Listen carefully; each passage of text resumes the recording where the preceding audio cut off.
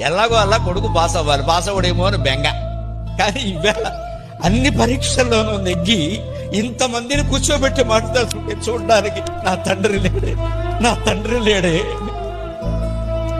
మా అమ్మ చూసింది 20 ఏళ్ళు నా వైభవాన్ని, నా తండ్రి చూడలేకపోయాడు.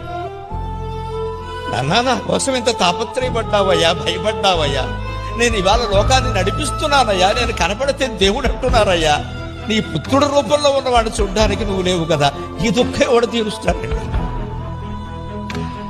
ఆయన వద్దన్న పని చేశాను నేను. ఆయన బైపీసీ చదువు, డాక్టరు, ఇంజనీరు అన్నాడు. నాకు తెలుగే కావాలన్నాను.